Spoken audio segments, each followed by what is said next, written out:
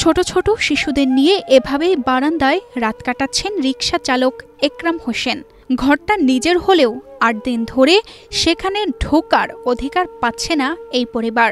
সুদের টাকা পরিশোধ করতে না পারায় ঘরে তালা মেরে দিয়েছেন মহাজন।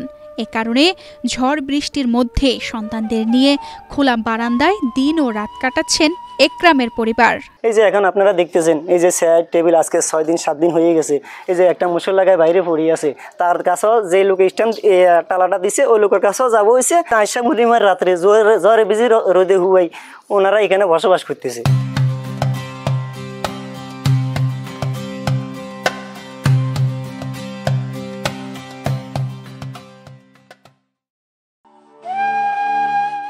সরকারি প্রকল্পের একটি ঘরে দীর্ঘদিন ধরে স্ত্রী সন্তান নিয়ে বসবাস করে আসছেন রিকশা চালক একরাম।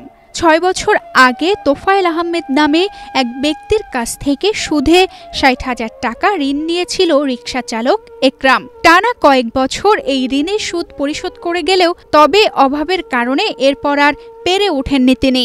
চুক্তি অনুযায়ী টাকা দিতে না পারায় ক্ষিপ্ত হয়ে ওঠেন তোফায়েল।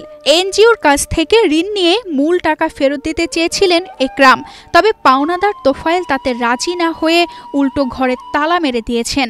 তোফায়েল ভাই থেকে টাকা নিয়েছি ৬০,০০০ টাকা। ৬০,০০০ টাকার ব্যবসা দিছি ওনাকে ৬ বছর।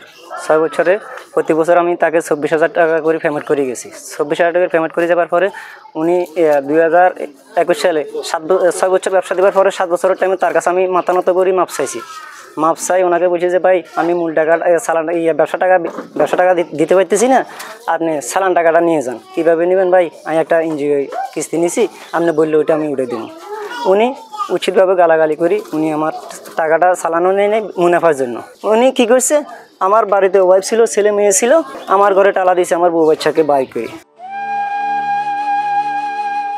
হাতিয়া উপজেলার চরকিং ইউনিয়নের চরবগোলা গ্রামে গিয়ে দেখা যায় ঘরের সামনে বৃদ্ধা শাশুড়ি ও সন্তানদের নিয়ে বসে আছে রিকশা চালকের স্ত্রী। তাদের দুটি বসত ঘরেই তালা ঝুলছে। ৮ দিন ধরে খোলা বারান্দায় ৫ সন্তান নিয়ে ঝড় বৃষ্টিতে রাত্রি যাপন করছে পরিবারটি। দিনের পর দিন নিজের ঘরে ঢুকতে না পারায় চরম দুর্ভোগে পড়েছে পরিবারটি। চাল ডাল হাঁড়ি পাতিল সহ সবকিছু আটকে পড়ায় রান্না করে খেতেও সমস্যা হচ্ছে। সুদের টাকা লাই ঘরে টালা মারিয়ে লাইছে আরে বার করে দিয়ে না হরে মানে হত হত হত হত গোলাম এলো হত হতে ঘুরি ঘরে হতে না কেনানি হতে না কেনানি ভাত চাল দুগে খুঁজিয়ে নিয়ে এগুলো রান্ধি হলানি এরকম মতে খাবাই। দরিদ্র পরিবারটির প্রতি এমন আচরণে হতবাক এলাকার মানুষ। ছোট ছোট বাচ্চা সহ একরাম ও তার স্ত্রীকে এমন দুর্ভোগ থেকে মুক্ত করতে তারা প্রশাসনের হস্তক্ষেপ চেয়েছেন। আমাদের দেশের গ্রাম অঞ্চলগুলোতে বিভিন্ন এনজিওর পাশাপাশি প্রভাবশালী ব্যক্তিরা কিন্তু সুদের কারবার পরিচালিত করে থাকে। এই সুদ পরিশোধ করতে গিয়ে অনেকেই মানবতার জীবনযাপন করছে। তেমনি আমাদের চরকিং ইউনিয়নের একরামের সাথে যে ঘটনাটি ঘটেছে সেটি আসলে হৃদয় বিদারক। প্রশাসনের উচিত একরামের পাশে দাঁড়ানো এবং যারা এভাবে অবৈধভাবে সুদের কারবার পরিচালিত করে তাদের বিরুদ্ধে প্রশাসনিক ব্যবস্থা নেওয়া। একটি রিকশা চালক পরিবারের সাথে যেটি ঘটেছে আসলে সত্যি এটি অমানবিক এবং হৃদয় বিদারক। সেই ভুক্তভোগী পরিবারটি যাতে তাদের আবাসনে ফিরে যেতে পারে এ বিষয়ে আমরা প্রশাসনের হস্তক্ষেপ কামনা করছি। অবশ্য পাওনাদার তোফায়েল আহমেদের দাবি, টাকা না দিয়ে একরাম পালিয়ে যান। তার বাড়িতে গিয়ে কাউকে না পেয়ে ঘরে তালা মারা হয়। এই তো আমার থেকে ১,৭০,০০০ টাকা লভ্যাংশের উপরে নিছে, কিন্তু সেই টাকা দেনার বিদায় আর তার ঘরে তালা মারতে বাধ্য হয়েছে।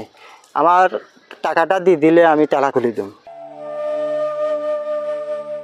এখনো খোলা আকাশের নিচে মানবেতর জীবন কাটাচ্ছে একরামের পরিবার। অসহায় মানুষকে ঘরছাড়া করা শুধু অমানবিক নয়, আইনের চোখেও অপরাধ, এমনটাই বলছে এলাকার মানুষ। তানজিদা রহমান, ইনায়া, বাংলাদেশ প্রতিদিন।